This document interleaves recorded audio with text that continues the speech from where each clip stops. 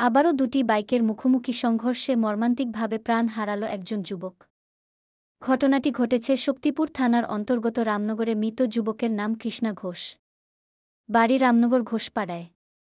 স্থানীয় সূত্রে জানা গিয়েছে, গতকাল আনুমানিক ৬টার সময় কাদখালী লিচু বাগানের কাছে দুটি বাইকের মুখোমুখি সংঘর্ষ হয়। ঘটনাস্থলে কৃষ্ণা ঘোষ সহ দুই বাইক আরোহী মারাত্মকভাবে জখম হয়।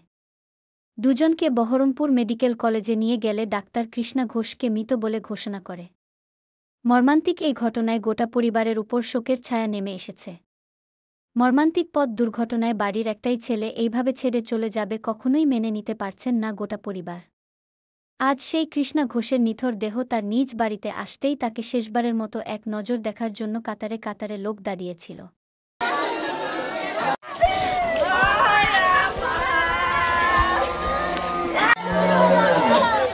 আমরা শুনেছি যে দাদা ৬টার সময় নাকি ওইদিকে লেবার করতে গিয়েছিল, মানে ধানের এর জন্য। তারপরে এরকম ঘটনা ঘটে। একজন এদিক থেকে গিয়েছিল মোটরসাইকেলে, নাকি মদ্যপান করে সেখানে যাওয়ার মাত্র দাদার জোরে অ্যাক্সিডেন্ট করে দাদার বাইকের সাথে।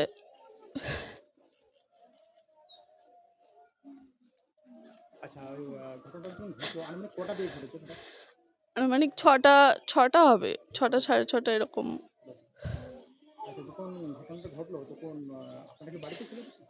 হ্যাঁ, আমি শ্বশুরবাড়িতে ছিলাম। তো সেখানে বোন ফোন করেছিল ৬টা ২০ হবে এরকম, যে দাদার এরকম অ্যাক্সিডেন্ট হয়েছে। তখন ডেথ হয়েছে ঠিক জানি না আমি। তারপরে ১৫ মিনিট পরেই শুনি নাকি যে ওর ডেথ হয়ে গেছে ওখানে।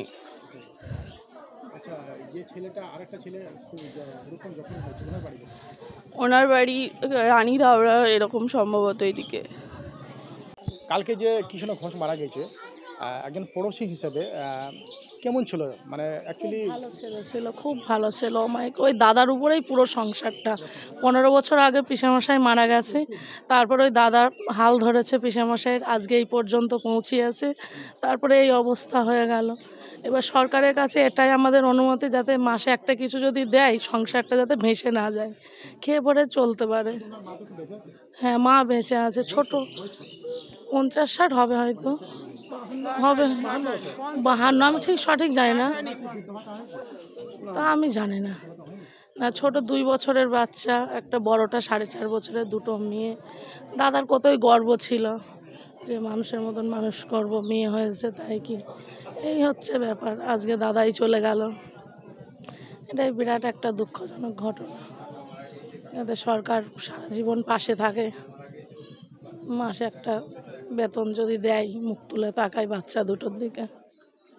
এটা এই বলে, আমি দাদার মামার মেয়ে। হ্যাঁ, আমার শ্বশুরবাড়ি রানাঘাট, বাবার বাড়ি ছোটো চাঁদঘর।